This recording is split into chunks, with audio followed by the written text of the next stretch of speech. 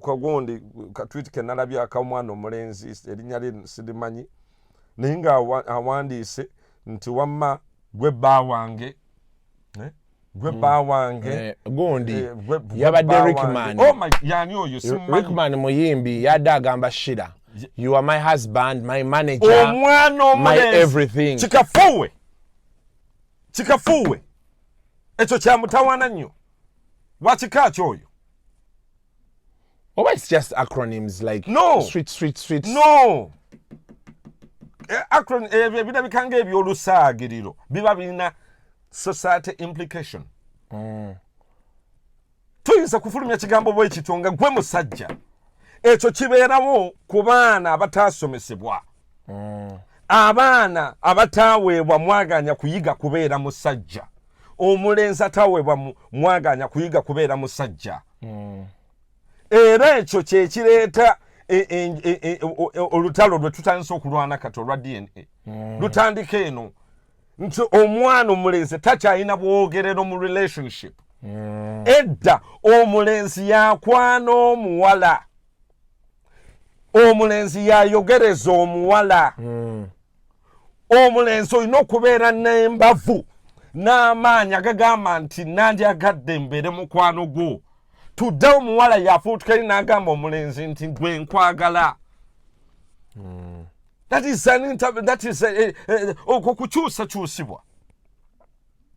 Ate okwo kukyusibwa kuvuddemu ebintu ebikyamu bingi nnyo kubanga abawala batandise okuba bannakyetwala. Bible egamba nti for a man will rule over you. Ekyekyawo nakikuwa luli. For a man will rule over you. Katonda yakikola ng'omukazi alina okufugibwa omusajja.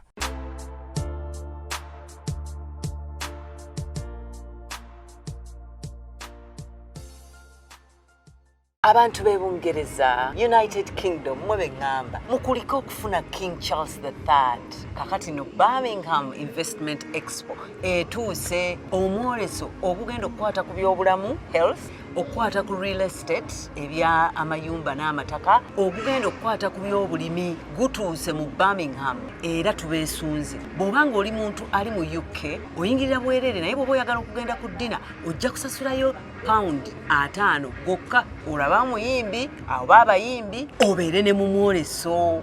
Bwe naali e Uganda oba mu nsi endala etali United Kingdom nga wandyagadde okwetaba mu mwoleso, omuntu agenda okwolesa osasula pound 4 byokka. Omuntu ajja obuzza okulaba omwoleso osasula pound 2 byokka. Ate nange nzija okubaleetera omuzannyo gwange ensozi. Gutandika ennaku z'omwezi 23 August omwoleso lwe kutandika. Genda ku website yaffe ennamba ziizo ziraba wansi awo. Tulabagane mu Birmingham Investment Expo.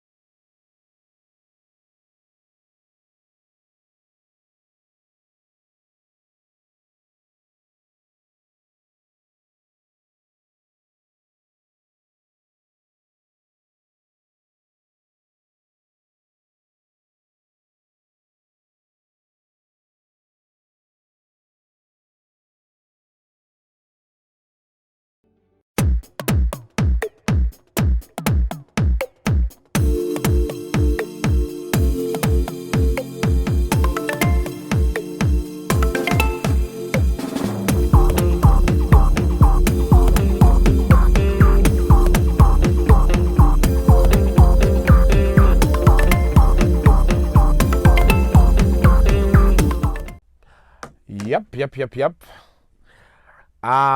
Welcome to yet another edition of Kasuku Live. Olunaku olwaleero, I'm here at Monitor Publications, of course, tuli wano middle studio shooting olunaku olwaleero, and I am with Kuteesa from the Boys Mentorship Program.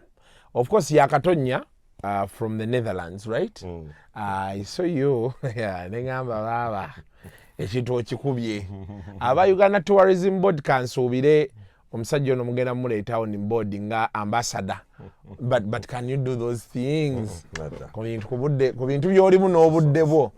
I don't think you really can. Bakuteekako conditions and I can't work in conditions. You don't work under conditions.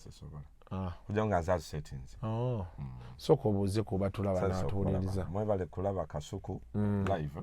Kasuku live. Mwebale kulaba Kasuku live. Program yaffe eri yasembayo nafuna abantu ab'enjawulo nga bakubira nga bafunye okuyiga. There is this particular lady who called me. Nangamba Kasuku, is that guy even serious? Such men are archaic and for long ago. Ebintu byanyumya tebikola ne mugamba ojja kitegeera mpola. With time, you'll move into the shift. But of course, yeah, there are some ladies I met and they are like, yeah, we like assertive men. Sometimes the man needs to, you know. Kadwalo story ndala ate era gye bangamba oli nanyumiza omukyala nga she doesn't even cook at home. So the guy has to come back ng'alidde. Ate sometimes najja naye ebintu biri mu bufumbo bannange. Liba jogo anti kakati. For example, waliwo bedabadde nsomesa nga magamba waliwulyako ekyo ekigambo kye bagamba the future is female. It's a wrong statement. Wrong. But they've initiatives ezipushing that statement nyingi. Nanti nsene kugambye wherever buli muntu yenna akikozesa take it back. Kurachi. Kubanga bagamba the future is female. What about your son? What about your husband? Where is he going to be? Agenda kubeera. If you say the future is female, what they want is promote an agenda that puts the women in front of men. Then after that, bano benyini abasindisa agenda eyo befuula abasajja because they actually turn themselves into men. They start being masculine ngate they are feminine. Do you understand what I'm saying? Kati agenda it's an agenda of confusion. The future is female. I said no. The future will and will always be male and female. We will share the space. Do not push away one gender to promote the other. And that's why I want to recommend and appreciate Rotary. Nalabi about Rotary, Slim Rotary. Never attend so pushing agenda. You're promoting a boy child. You're kuyamba boy child. You're advising a boy child. No lifting a boy child. Still, that agenda should not be above the girl child. The girl child. For not to be level yem. Yes, they have to share space. You're talking about the boy child. You have a boys mentorship program. Maybe we could begin there. I'm one of the people who have come to one of those programs, I think like 2 years ago. I've seen what you do. Say, Mwari Ginger. So what does, for benefit of Omuntu Atulaba, what do you exactly do at the boys mentorship program? Kwa farming, the company, it's a militaristic company. The main aim is to affirm the masculine traits. Or kwa farming a masculine traits mobana abalenzi. Omwana omulenzi takola bwati. Talebera teye kozanga mukazi teya kotakula kazi takola ki love to be male, love to be strong. Kati omumwova no taniko kudraising omwana omulenzi afuso omusajja omwamanyi omugumivu tuli mukulakinga abasajja abagumivu twagala kati generation elikaba sajja baki abagumivu omuntu omusajja nga ajja kujja kwane muwalawo nawe ogambe nti yono musajja mukkiriza. Yes. Naye omuntu aleeta muwalawo omuntu najja nakwata muwalawo n'ogamba there's nothing I can do about this naye ndaba ekizibu ani oyo gw'otwala ani oyo akutwala. How can you be influenced into that? Nomalizanga kati ate omwana yafeedinga omuki omulenzi omulenzi waliwo kagondi katwiti kenalabye akamwana omulenzi erinnya lye sirimanyi naye nga awandiise nti wamma gwe bba wange gundi yabadde Rickman. Yani oyo simanyi. Rickman muyimbi yadde agamba Shira, you are my husband, my manager, omwana my everything. Kikafuwe ekyo kyamutawaana nnyo wakika kyoyo. Or it's just acronyms like no. Street. No. acron ebyo bikanga ebyolusaagiriro biba birina society implication. Tuyinza kufulumya kigambo bwe kityo nga gwe musajja ekyo kibeerawo ku baana abataasomesebwa, abaana abataweebwa mwaganya kuyiga kubeera musajja, omulenzi ataweebwa mwaganya kuyiga kubeera musajja. Era ekyo kye kireeta olutalo lwe tutandise okulwana kati olwa DNA. Lutandika eno nti omwana omulenzi takyalina bwogerero mu relationship. Edda omulenzi yakwana omuwala, omulenzi yayogereza omuwala. Omulenzi olina okubeera n'embavu n'amaanyi agagamba nti nandyagadde mbeere mukwano gwo. Tudde omuwala yafuutuka eri n'agamba omulenzi nti gwe nkwagala. That is okwo kukyusakyusibwa. Ate okwo okukyusibwakyusibwa kuvuddemu ebintu ebikyamu bingi nnyo, kubanga abawala batandise okuba bannakyetwala. Bayibuli egamba nti for a man will rule over you. Ekyo kyawandikibwa nakikuwa luli.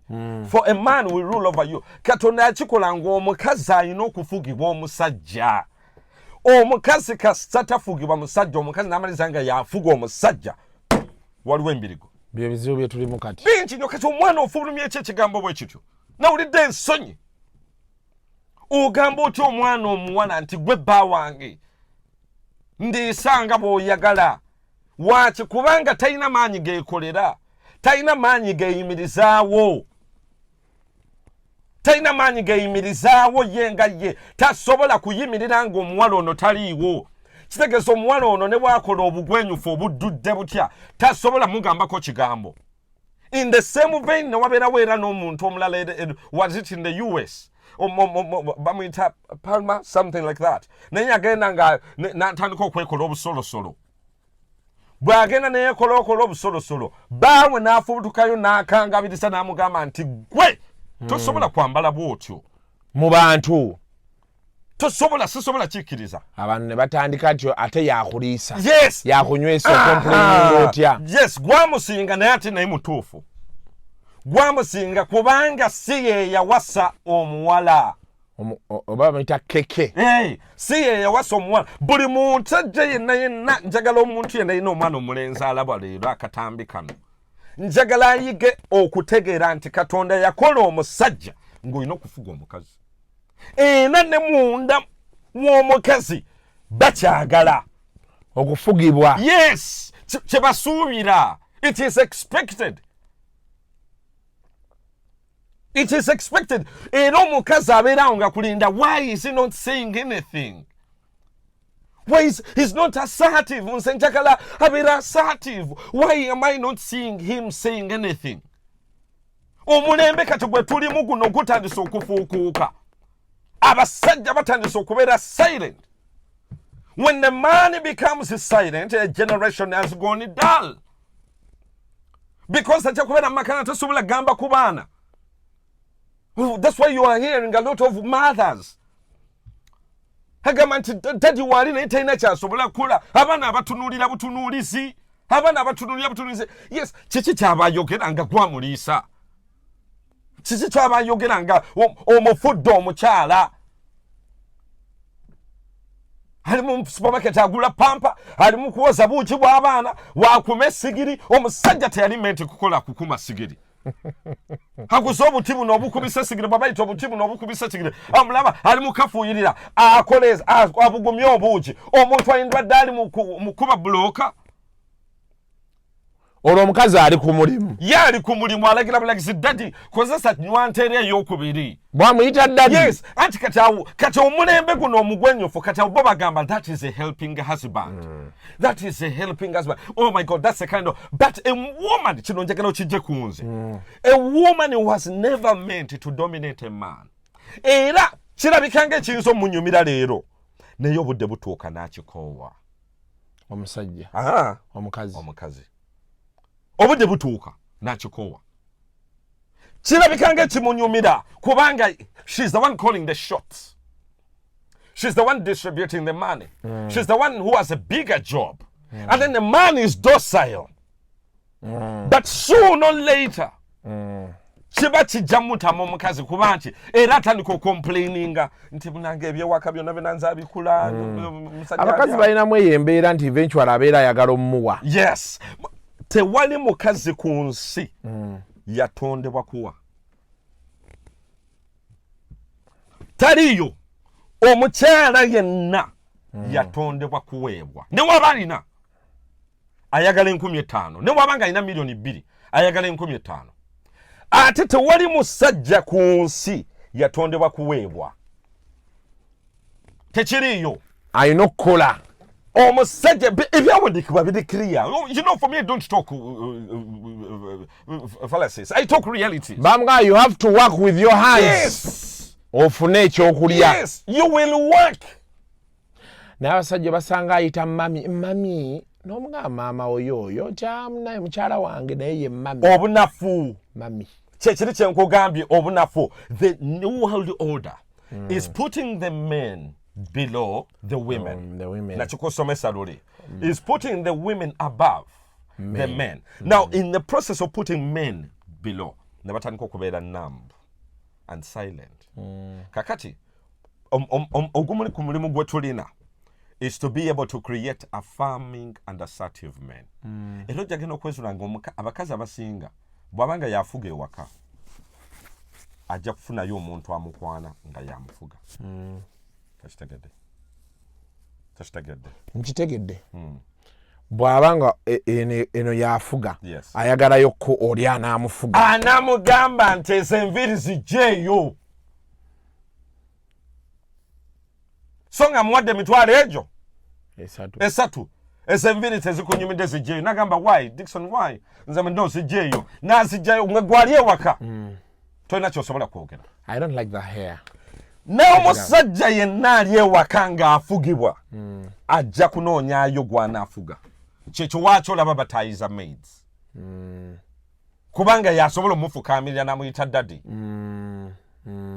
Tontegedde? Nkutegedde. Yasobola omufukaamirira. Kiri omusajja tasobola kikweka. Ka ego kali ke batuwa kannakyo ego. That age nakikusomesa luli nti man's natural ego can never be suppressed. Can never be suppressed. Tesobola kunyigirizibwa. You cannot succeed in it. Era luli boolwo nga mumaze emyaka 10 mu bufumbo n'afunayo gw'ataayiza n'amufuga. Because for a man will rule over you. N'omukazi ono luli boono n'akoowa okufuga omusajja n'agamba nti I am tired of being the man in this house. I have literally done everything to put this house in order. Luli boolwo n'asumulula n'agamba nti nange njagala banfeeko. Omuntu omwajja kujja ku birthday amuleetera ekirabo bwe kiti amugambye nti you deserve the best. You are the best and the most beautiful woman that I've ever seen. You deserve the best. Biki oyo ali mutwala. Because bimala ne biddayo. You know, many people hate what I speak. But that's none of my business. It's up to you. About you know, they hate, but they accept it. Inside. Yes, I don't care. For me, I didn't come to make friends. I am here to tell you the reality. Because I am a conservative, traditional man.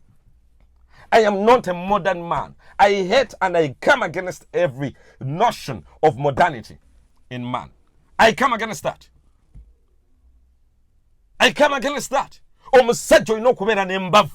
Omusajja olina okubeera semaka. Mu maka, you must be felt. Kyekyo waakyo olaba ng'edda ekikopo kya taata kyabeeranga awo. Naye nga tewali asobola kikwatako. Nga kiri awo. Exactly. Bw'amala okunywa caayi n'akola kibaze bakyoza tebakyoleza mu birala ne baddamu ne bakibikako. Do you know why they were doing that? Maama yagezangako okubabuulira nti muno mulimu semaka. Mu maka gano. Yes. Bwe batuukira ne level y'okuteekawo n'entebe ya daddy. Daddy si yasabanga entebe eno. Daddy si yasabanga entebe eno. Bagiteekanga. Maama yagiteekangawo kubanga maama akimanyi nti bwe mpanika kitaawe w'abaana bano nange mba neewanikiddeko. A mother teaches the children to honor the father, but the father encourages the children to respect the mother. It's a secular arrangement. Yeah. Checho wachitata yogera ngo mulundi gumu anyoyo gwe bagamba okoza ebintu nagana jangu wano n'olyokola ba. Exactly. Yayogeranga mu kisenge anyoyo. Anyway, that discussion is long. Naye nga bagambye you can take it or leave it, but deep down omukulu agambye mujja tegeera kyategeeza era bakitegeddeko abakyala si basanyufu owabyambu abasajja baabwe ne mbagamba bannange kirungi mumumanyi osobola omukubirako ku ssimu nanti abo abatali basanyufu be babadde benjoyinga leading men, dominating men, and dominating men mukugamba nti kirina repercussions. Kubanga singa omuntu oyo kape yemala nezaala abaana abalenzi, what trend are you setting? You see, akuba badde yagalagena ku muntu omulala lindako. You know, there is a total confusion. Omusajja oli mumufuga gwamufuga tomukiriza kubaako kyakugamba. The order should be the man to tell you gwe kati amugamba naye ozadde omwana omulenzi, omwana oyo omulenzi naye ajja funa omuwala dominating ate kikunyize, because you'll be saying I don't like the fact that my son's girlfriend is the one calling the shots. I don't like the fact nze nako omwana gwe bandeetera nga omwana oyo kishuga mami kimwefuze, omukazi amwefuze wa myaka 47, omwana wa myaka by that time yali 20 kati ali 23 nga ali 20 kapeeke eyo nga omwana wa mukulu ekimama nekijja omwana eri nekimuteeka mu kayumba mu kazigo ng'omwana yasaba sente wa maama tetulina nno kyakulya ng'omwana akuba essimu ewa maama nga maama asindika naye nga asindika sente mu bulumi. One, yali talina kyayinza kukola ku mwana oyo kubanga he was an adult. Yes. Two, omwana yali yekoledde decision. Three, maama omwana yali ayagala nnyo omwana ono nga tasobola muhatinga. Naye n'afuna kimaama ekirala. Amaziga gakaaba. Amaziga n'agamba nti kati bisatesa nkole nkya ono omukazi bangambye yakafiirwa abasajja babiri. Agenda kutta omwana wange nga talina n'amaanyi gakwata ssimu gakubira. Yes, naye omwana omukazi gwaliko yenkanankana ne maama we. Yenkanankana ne maama we. Noloza kiki omwana ekyali kimulemezaawo kubanga yafugibwa, yalookingwa mu sense ey'okufugibwa. Ekyo kye kitutwala ku discussion eri gye nakugambye. Eya DNA. Eya DNA. There have been so many theories, defenses and everything. DNA. Defenses ngazitya. Tuli stuck ne DNA. Abakyala, abasajja bagamba tekisoboka tukooye. Abakyala bagamba please understand. Anti, nkikunnyonnyodde mabegeeri. Omukazi ava mu maka agalimu omusajja omuggumivu tasobola kwogera bya bibambaavu we bityo. Era tasobola kubeera mubambaavu bwatyo. Ne twatuuka tutya ku discussion ya DNA. Anti. Eno gye tuliko. That we can even have a discussion and someone is on Twitter and saying, no, we need to understand the woman's side. Sometimes men, you cheat. Sometimes it's revenge. Sometimes abatamanyi. And I'm asking myself, like, does this person notice that you had a child with you? Okay, you had live sex with someone, very well knowing you have someone else. You chose to tell this man is the father of this pregnancy when he's not. What will excuse omuntu gyagaba? Tell you, mu modern world, tell you. Mu modern world weri, mu traditional world tell you. Wachi, mu traditional world, kikafuwe. Omukyalo okugaba ebyalo bya bbaawe n'abigaba ew'omulala. Kikafuwe. Era abakyala bwe yakikolanga yafanga nakyo. kulwaki kubanga you know omukyala bw'ofumbirwa mu nnyumba eno oba tofumbiddwa ono yekka akasuku ne baganda be ekika kyonna bonna nnyumba yonna ekugamba oyo mukyala waffe awa madam yes oyo mukyala waffe kyekyo nze bagamba nti oyo mukyala waffe you belonged to the entire owulidde in other words walingawo kye bayita collective responsibility over you kyekyo ky'omusajja bwe yafanga bagamba abaana baffe leeta eno baffe si abaana ba muganda waffe abaana baffe owulidde kati omukazi eyo collective responsibility yasobozesanga okunyweza omukyala n'amatira okubeera mu maka gano era okubaliga kwe kwabeeranga kwabubba ate nga si kwakwenyumirizaamu owulidde sigambe tebaabaliganga naye kwabeeranga kwabubba era eyo yamalirizanga nga bagiyisa ensobi not a trend today like it's happening yes not a trend today that you did it why can't I do it in fact omukyala yenna takkirizibwa kubaliga bw'oba ng'olina omwami ng'akuwasizza tokkiriza ng'oli mu maka g'omwami tokkiriza va ku bano bannakyetwala bano abali lousy who don't have men abasinga okwogera ebyo ebintu babulwako babatwala they're just there bali ku lujja omukazi ali mu maka tasobola kubagira kintu because it's a total betrayal why because first it is against the nature of men of women why omukyala talina capability eyagala basajja babiri omulundi gumu teriyo naye alina ability eyebaka n'abasajja abasuuka bumu naye talina ability eyagala she cannot multitask in relationships tebakulimba era omutegera mangu nogamba nalina omulala otegede kakati first that the already nature is against them second gwe bw'ofuna olubuto this way it's not the same omusajja bw'azaala emabbali tajjanga yeetisa olubuto olwo ayinza n'okumala emyaka 6-10 nga tokitegerangako kuba kikimwetimbyeko gwe kikutwalira emyezi 3 before nga yategedde dda kati oli mu maka ge oli mu nju ye okozesa sabbuuni we onywa sukaali we oli mu kitanda kye oli mu maka ge ero liba joogo kubanga ekyalo wakikutte n'okigabira omulala omusajja tasobola kugumiikiriza mukyala we kwenda taliyo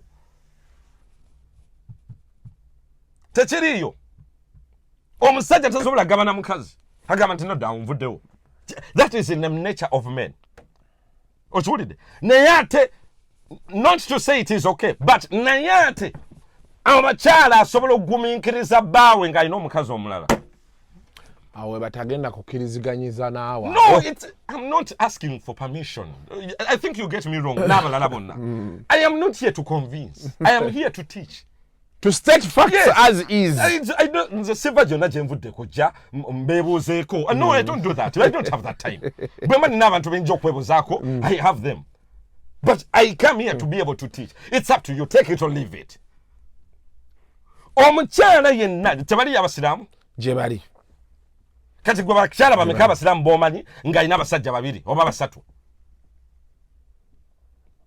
nete namba gy'omanyi empitirivu bahaji tasobola haji ng'alina akinya ow'ekawempe ow'ekagoma ow'egindi bonabona nga bonna beemanyi tebasobola kwegumiikiriza yes ate eddiini ebagamba bwetyo va ku ddiini we are talking about the person of a woman okiwulidde yes va ku ddiini because before eddiini ono yasooka kubeera mukazi tokitegedde eddiini is a land thing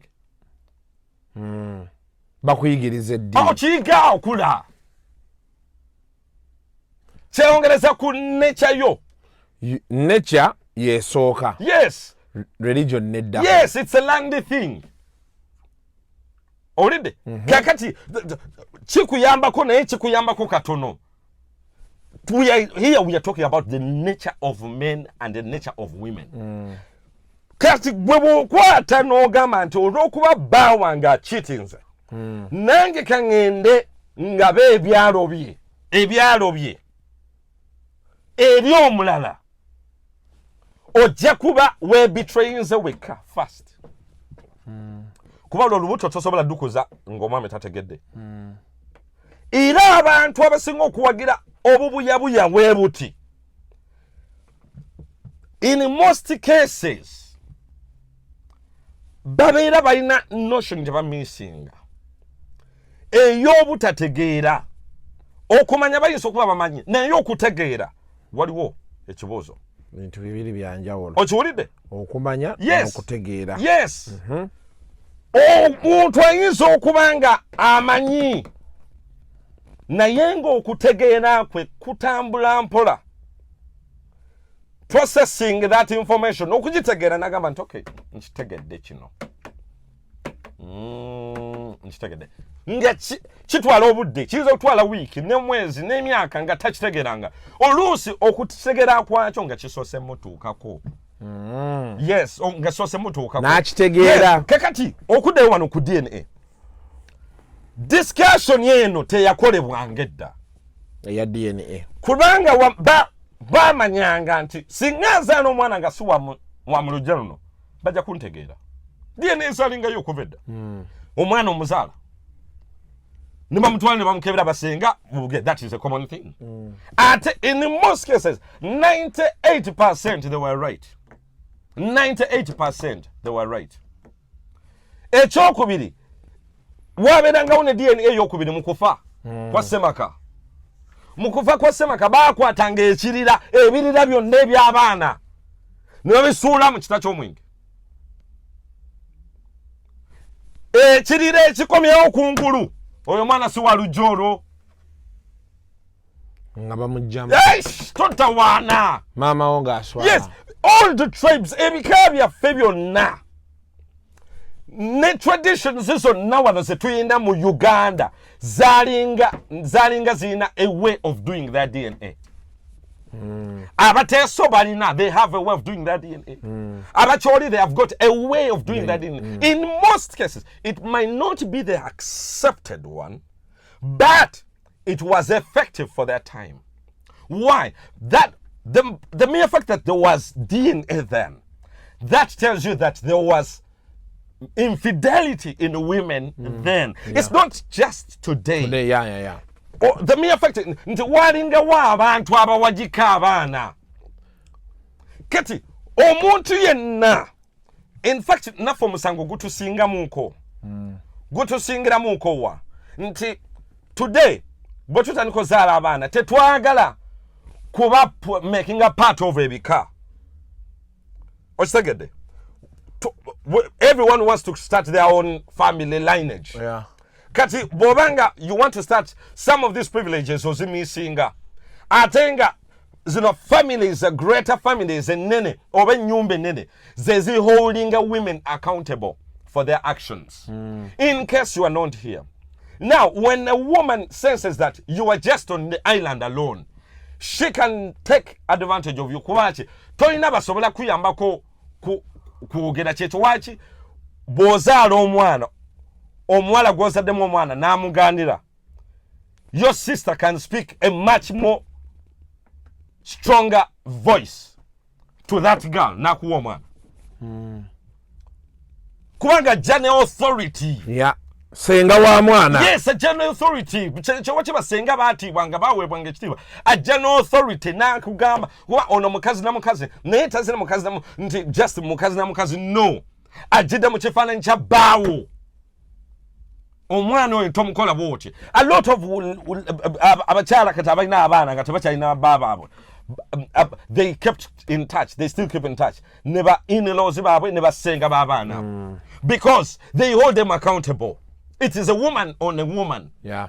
Kakati the mere fact in tutandise okwogera ku kino ekya DNA there is infidelity which was also there in the time naye luli walingawo kubanga bakutuuzanga ne bagamba nti omwana ono si waffe olw'okuba si waffe they could eject and reject you nogamba nti kino sijja kikola kyekyo lwaki aba akisobolanga bwe yamalanga nti asobezza yanobanga n'avaawo tayagala kubanga bw'oswazibwa n'abaana bo bagenderamu n'abaana bo bagendera mu kiswala ekyo yanobanga n'atambula n'akola ki n'agenda ewassa enkusigule oli eyamusigudde so nakindi nga n'omusajja ow'amazzi eyamusigudde tasobola mubeezaawo n'agamba nti akaneeberere ki nzeka oba n'afunayo omulala n'agamba nti amaka ga kitamwe ngavuddemu sikyali wano nze ngenze ku bulamu bwange which is okay naye tosobola gamba nti osobola ogenda oyende ku bbaawo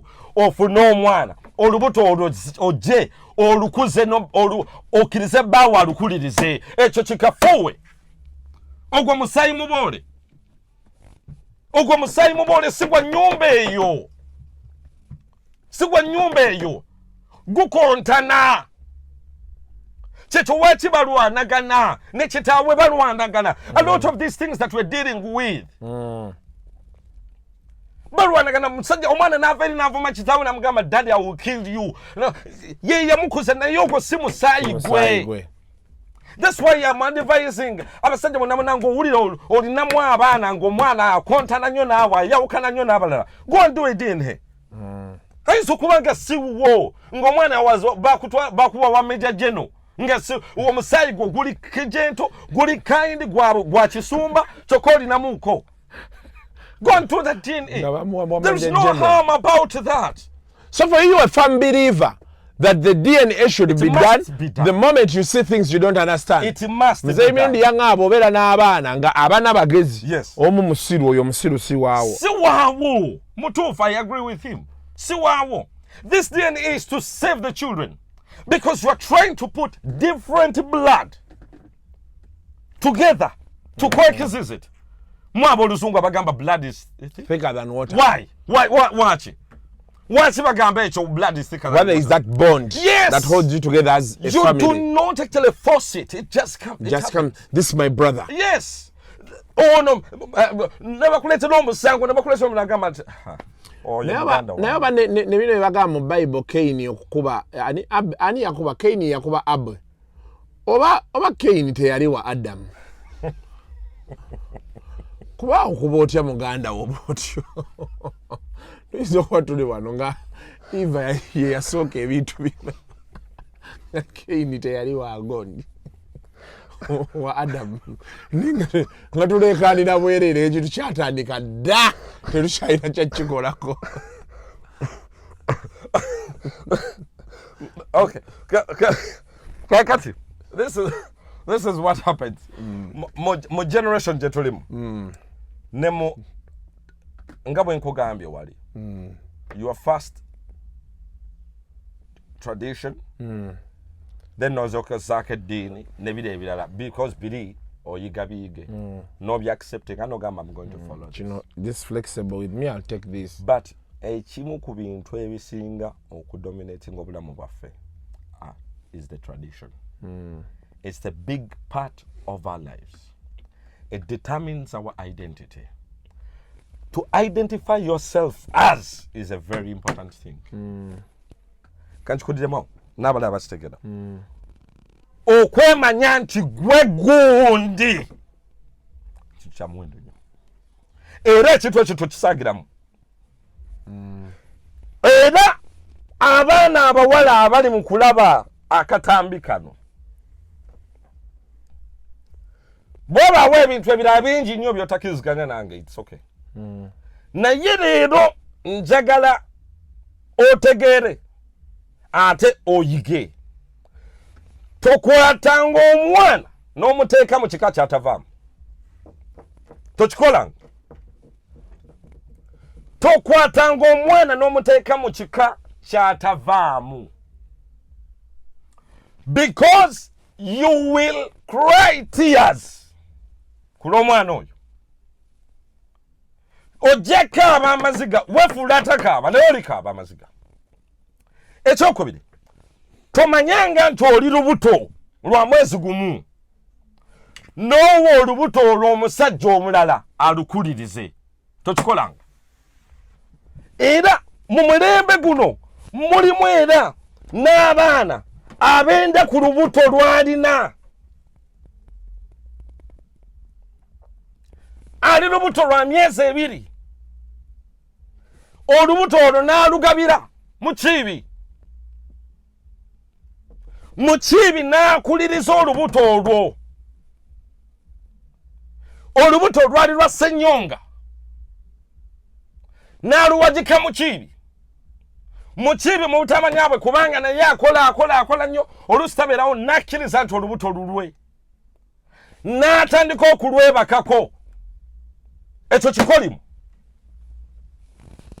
kikolimo that is dangerous unacceptable butaba na nsonyi kubanga omwana ono gwogenda okuzaala agenda afuuka ekizibu kubanga emisayi gya mirundi 2 egigenda okuba gimukaabira olubuto lwali lwa kakande oluwadde kasasa lwali lwangeye kasasa yalukuliriza abaana bakasasa what ate nga toyinaamu you want to be able to get but you will lose Bebe gamba nti ayagala nnyo alifiirwa ayagala nnyo obulamu bwe ali bufiirwa generation eno ekimu ku kisinza okugisumbuwa n'okugitatanya kwe kubulwa ensonyi buli woobulwa ensonyi okola ebintu byakagwa ensonyi okola ebintu eby'obubambaavu kubanga tewali akubuuza oba akukuba ku mukono Watch it. No one is holding you accountable.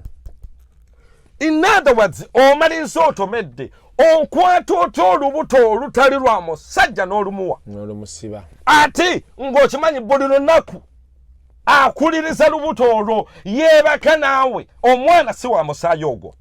What are we talking about? Kyekino abaana betulaba bazaalibwa nga kasiru omwana azaalibwa nga alina ekizibu n'ogamba naye katono kiki ekyamutuukako wabeerawo ekyama kuba waliwo emisayi emigumu waliwo emisayi egy'amaanyi nga tosobola waliwo family ez'amaanyi nga tosobola zendako bwotyo nga the moment they say something bajja gamba katulabe ekyanaabeera omwana n'ataleko okufuuka mawube nze tutegeera n'ogamba nti what am I doing ogenda ngaaga nti omwana mutwale waabwe mutwale waabwe there is no problem about it kwata omwana omugambe you know what sega watoli wa wano gende wamu yes tukutwale oli kikitaawo abantu baatugambye bw'abasaba DNA muli heartless no temufaayo oyo asirikidde ekyama ekyo mwana wattu watima ali heartless yes watima kubanga ali mu kunyweza obulimba n'obulimba bayibuli egamba nti sitaani ekitaawo abalimba ye kitaawo abalimba omuntu yenna anywerera ku musingi ogw'obulimba n'akuza famire ey'obulimba nga si ye bayibuli egamba nti kyosiga kyokungula kati odidde kasuku aweeredde omwana alowooza omwana wuwe golowooza omwana oyo ki kye bali mukola mu maaso eyo ekiri mutuukako yes si wuwe omulimbye nti wuwe let me tell you kakino nakyo kankikusomese abasajja jjo naluli talina buzibu kuweerera mwana atali wuwe tukikola bulijjo kasita oyogera kubanga obutonde bwaffe kulabirira men don't attach feelings kanchikuddemu men don't attach feelings to big things like that kituwa omusajja ategera bulenje siwange n'omusajja ategedde nti omuzadde naye siwange nekyoke kamukuze oli omusajja gye bali bangi nnyo nagamba kisoke tata omwana yagenda yadduka kisoke kamukuze nakkiriza era ne bamutega ati omwana omutuumye erinnya lya Jagwe si ye Jagwe Yopolot kitaawe erinnya ly'ettuufu Yopolot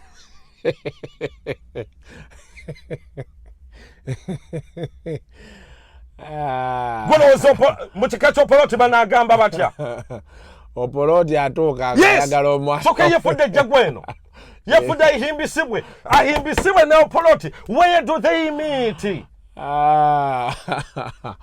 Kamtoke bisewo bulango wabakaba baffe. So Solo International Community nga 12th August bategese gye bayita beach tour Marget ban correcting nze ne banga akasukululi wali mukambwe betwakugambako watabuka butabusi sebo nsonyiwa gwe natabukira ekintu bakita Marget Beach. So okubukinga costers ezigendo batwala kwatandise dda.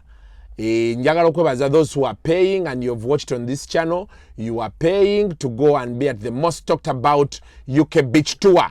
Mujja mulabe musajja wange DJ Bobby mixes ngazibawa DJ Richie nyama choma barbecue, but most importantly this event is here to unite families across the UK in different areas. So coach okuva London 30 pounds per seat, then outside London is 35 pounds per seat.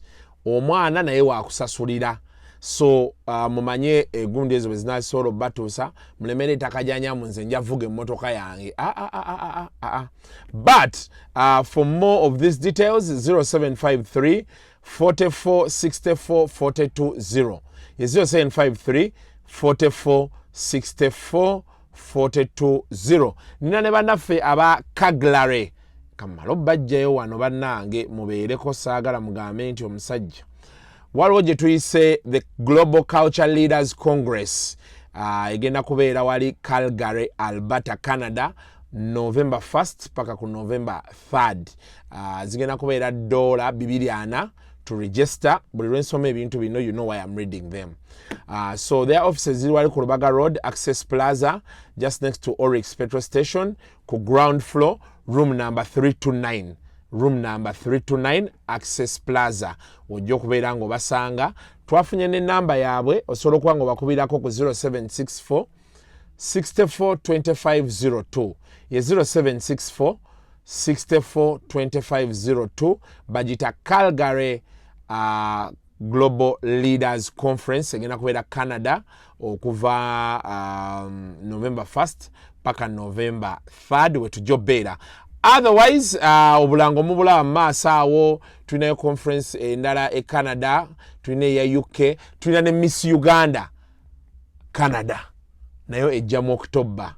I'm sure you see these ads nga they are running. So please be sure video ready mwagirabye y'omwami Peter ateka Miss Uganda Canada ne byayogedde. So to be part of all those nze mbeera nkuwadde omukisa ombikubuulire.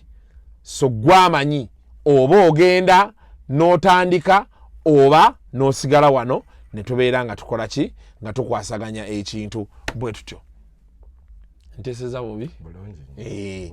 So kati abasajja omwami ono nga bwagamba bw'ova eno n'ogondagonda muziri ensi obeera owedde.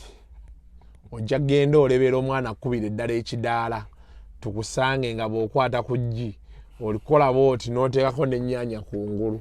Okitegeera ate bwe tunaayogerako nti kati yafumbirwa ate nga munyiiga.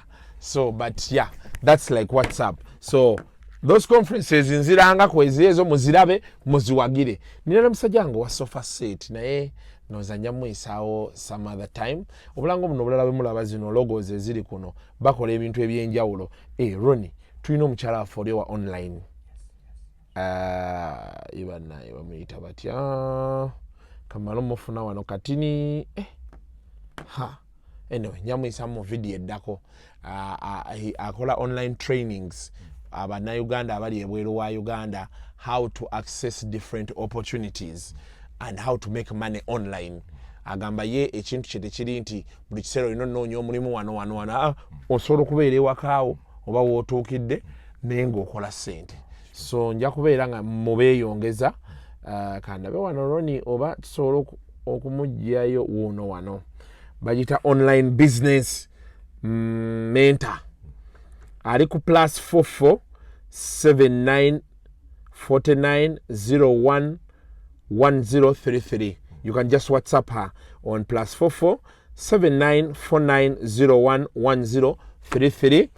N'olaba ebweru osobola kuyiiyaayo otya nga you are online. Tugende mu maaso. Mwami Kuteesa. Yes, sir. Yes. Tukomyewa. tukomye wali nga tugamba nti ekyobwenzi edda tekyalingawo and you shouldn't do it emisaayi gijja kukola ki kyalingawo naye kyabeeranga ne dire consequences. So today you were telling us that any girl out there you shouldn't even think about it. Talina kikola. In fact babalimba nnyo nti mwenkanonkano naye omwenkanonkano there's no such thing as mwenkanonkano. Era obufumbo kasita butandika okubeeramu obwenkanonkano buba buyise kubanga okimanyi nti ebyenkanankana n'ebisiki tebyaka. Okiwulidde? Fe eno fe abali traditional tetukkiririza mu ekyo naye kakati edda ekyabeerangawo versus what is happening today. Edda kyalinga kyansonyi. Today it's okay, but they're actually proud of it. Actually that Pastor Sempanga ngamba nti for him his view was we've made adultery an everyday thing. And of course with the rise of because adangamba nti Dr. Tamale Owemakerere yajjanga agamba nti the initial law against ebintu ng'ebyo yali nga yalaga, she was highlighting that it is in support of men to do as they want but not women. So nga agamba nti no, fena we should be equal. Omusajja bw'ayenda the same repercussions is going to face are the same repercussions a woman should do what? Should face. Naye nga of course waliwo issue ya religion, waliwo religions ezimu ezikkiriza omukazi asukka. There are cultures that are okay with a man having more than one wife. But all of these tewaliwo segment webaga nti it's okay for a woman to have more than one man. Religion over culture. So kati wali teeka lifuga bwenzi. Kati abantu ne bakola as they wish. Kati bw'ogattako social media ne feminism ne gujja bagira. But sempa bwe yaddagamba ate oyo nno Dr. Mulamba era muwekitiibwa era ddayo akusomese w'oddamu ofuna obudde mugamba akusomese ku kintu kye bayita acceptable. Ayina pyramid ya mutawaana nnyo acceptable and unacceptable behavior and the level of acceptance. But right now ekintu kye tuliringa nakyo kino ekya DNA maze okulaga n'okutemaatema okutegeera nti it is an injustice towards women. Kulwaki? Kubanga gwasigala n'ekizibu kino eky'omwana. Omwana ono ojja kubonaabona okumufikisinga December wano family abantu bagamba nti abaana batutte mu kyalo, abaana batutte luddawa, abaana na program kyayikola ya blended families ey'abantu abalina blending families nga wajja n'abaana najja n'abaana ne tumiitinga ne tugamba nti tukuze abaana tubeere ne family emu. But December bwetuuka ono omwana gwe wazaala mu olupoti oba tolina mutwala ate maganjo. Kubanga siwe maganjo agende ewopoloti alina okugenda ewaabwe kubanga gwe musaayi gwabwe. Today eyo narrative abagyogera bo bagamba nti osobola n'ofuna olubuto ku makya n'ogenda omulala n'ayongerezaako. Nina ono omulenzi omuyimbi mukwano gwange gwe baali bagamba DNA biki just a day. Oyo simumanyi. Ono omulala is very calm gentleman. Wabiviiviri naye. What's the name of it? Omuwala yagamba nti DNA tamulabirira tamufaako biki biki and then it was around. Bruno King. Yes. Personally namugamba wakoze bulungi nnyo. Kubanga you need to be able to know, is this child a chigundu?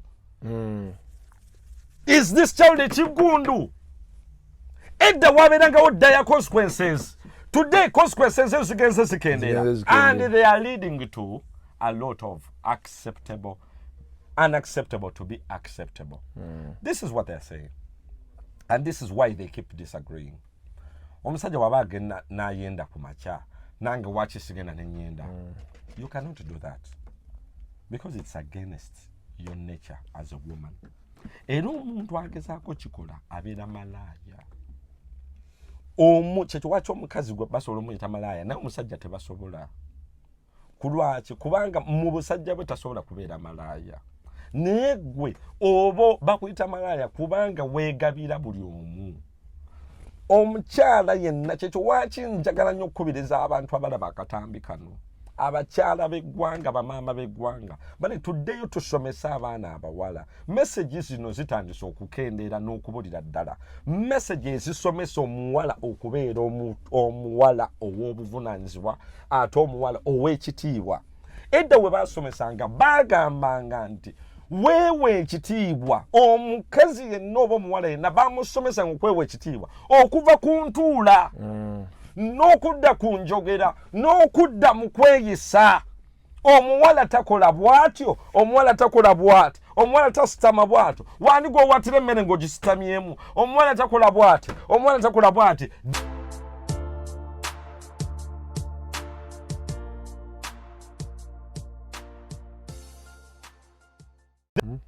so gundi ebadde tuvuddeko awo katini obadde okyatugaa nti omuwala baamuyigirizanga yes. Attention yateekebwa nnyo ku muwala naddala omuwala avudde mu maka si ow'oku luguudo baamusomesanga kiki kyalibeera omuwala tositama bw'otyo emmere yaani gy'owaata weebale kusitama mu mmere nnyabo omuwala talinnya miti not because talinnya miti talina maanyi galinnya naye ojja kwanika obwereere bwo buli woyandikwa bajja kulengera wansi mu mpale omuwala tavuga gaali not because talina busobozi buvuga gaali naye ojja kwegamba kirina engeri gye kikyankalanya obukyala bwo that is what they were trying to create, a woman of integrity.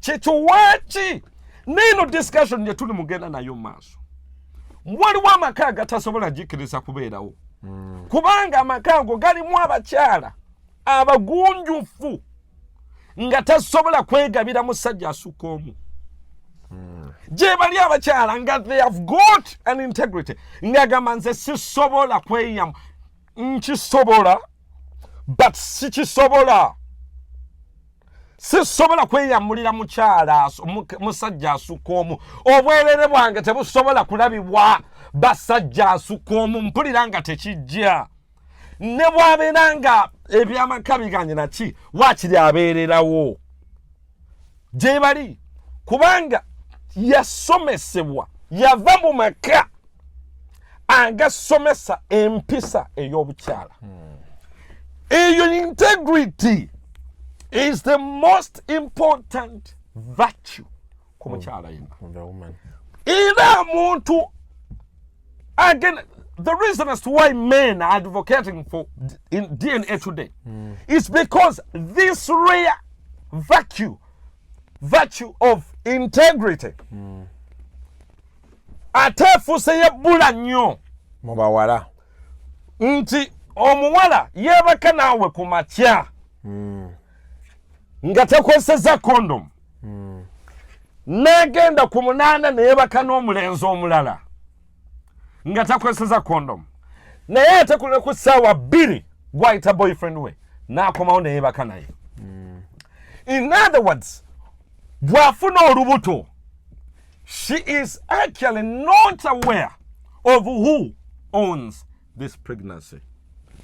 Chechowachi abasajja mbadvisinga nnyo olw'okuba tumisinga virtue eya integrity. Teweeyibala. Do DNA. Yes, teweeyibala. Waliwo omulala gwe nalabye ng'ayogera eby'obubujabuja ate naye badde mukyala agamba nta nedda abasajja nammwe mukontributinga ku bino kubanga abasajja emirenzo ebisinga babagamba nti mugende mukyala we najja nagamba bagende bakebere oba oli fertile n'ogamba nti nedda n'ogaana kati abakyala bw'oba oyagala akole ki how naive, how empty, despicable. Ekyo tekyogerebwa. First of all toyina buyinza budwaginga musajja mu ddwaliro kumutwala toyina buyinza obwo gwamanyise kitegesa omusajja okumutegera nti tasaza nti tayimuka oba talina maanyi ga kisajja oba omwambudde yenna omusajja bw'aba nga agenda okukebera agenda yeka ebiseera ebisinga neyembaja yeka ebiseera ebisinga siwe kyandibadde naye agenda yeka kubanga ffe abasajja engeri gye tutekingamu information is not the same as women. Kati gogamba omusajja omwesibyeko gundi tugende batukebera oba ndabika nze nfuna olubuto naye gwe olabika gwatafuna olubuto ndabika nze nfuna olubuto naye gwe olabika tafuna olubuto ndabika kino omanyi kyekinza omutegeeza gwe oyinza okuba nga oyagala answer, but for him to come and say nti batukebedde ne bamutegera nti ali infertile talina maanyi ga kisajja bwe bamugwamu nti yes talina maanyi ga kisajja, the effects of that man impact ku musajja oyo z'amaanyi nnyo okusinga gwe ku mukazi kubanga gwoba osumuluddwa ku migwa ekisooka naye ate ye aba asibiddwa ku migwa kubanga aba aswadde omusajja takkiriza kuswala mu busajja bwe takkiriza kuswala era n'abasajja be bayendangako omukazi n'azaala omwana mu nnyumba eyo nga takitegedde abasajja abasinga bakisirikiranga kubanga fasi yamanyanga nti agenda kuswala bajja gamba yali luddawa omusajja ow'embavu takkiriza mukazi we kumwendako kubanga abate era abasajja abo abasinga abasajja abedda babeeranga n'amaanyi mangi in that yategeranga nti omukyala we ayenda oba teyenda yategeranga nti omukyala alina owala gye yayise era yafubanga okulaba nti abimwogeza. This is how strong our grandfathers and fathers were. They were strong enough. Teyabeerangawo full time, but they were strong enough to understand the woman. Omukyala gwafu gwalina waka mumanyi. Era n'abakyala abo ku lw'okuba basomesebwanga bulungi nnyo yategera nti omwami we agenze safaari agenda kumalayo sabbiiti 2 n'atatagala n'abeerawo n'asigala ewaka oba yategeranga nti olulwalo si lulwe lwa mukyala mulala n'atatagala n'abeerawo era bwadda n'amwaniriza bulungi. Yes, but in this day and age where we have got a lot of disciplined men, by the way, nze nkibagamba nnyo abasajja kati they are disciplined, they are very good men. Abasajja bakola bawaayo balabirira abaana bakola ki, they are doing their best. But what do we have on the opposite side? We have got a generation of irresponsible, irrespectful, tebaliimu baba nnyini tebeewa kitiibwa. No otulota thread no gamba nti ntaddewo thread yakulaga kabina nyash bugwenyufu bwa kika kyobo nyash thread kati bugwenyufu baba nyini ntebeewa kitiibwa kati omuntu edda wagendanga mu makango ogenda kuwasaayo obudde bwamwe mbumazeeyo njogedde nnyo ng'ogenda kuwasaayo ne bakuga omuwala nga bamugunjudde nga bamutendese ng'ate bamuteeseteese ebigambo bisatu bamugunjudde bamutendese ate bamuteeseteese nga naawe you are proud nti oleese mukyala waka naye bano abeeyanika ku mpewo ne bagamba nti tutaddewo kati thread y'amabeere ennywanto omwana wo kwanayonka omwana kwanayonka ku nywanto amabeere g'owanika waggulu bayibuli egamba nti amabeere ga mukazi wo gakumalenga kitegeeza n'omusajja aganyumwa ku mabeere go naye n'oyenika wabweru naawe oyagala waweewo ekitiibwa ng'omukyala w'ewaka tekisoboka tekikafuuwe. We need to reset this generation. Ate generation eno bwe tuba tutandika ogiresetinga tuddeyo nkoola bamaama bonna ab'eggwanga abakyala abalina abaana abawala ddayo ogunjula omwana omuteeketeeke ate omutegeke ebyo bintu bisatu omwana omuwala. Naffe bataata tuddeyo tuyigirize abaana abalenzi okubeera abasajja. Omulenzi obeera musajja oba ogenda kuwasa omukazi enkeera omukazi ojja muwasa omufuge omudirecting gwapangisa ennyumba si kusula mu nnyumba ya mukazi nga togisasudde si kulya mmere ya musajja ya mukazi nga yakuliisa ng'ate gwe tolina kyowaayo tekibeerayo si kubeerawo nga gwasabiriza omukazi tekiriyo. Omulembe gwe tuliko gwina okubeera nga guli reset. We must be able to go back to the foundations. Ebyange biwedde. Until next time, mubiwulidde. Tobuuka bulango, tell a friend to tell a friend and share. Mubeere bulungi, mweraba.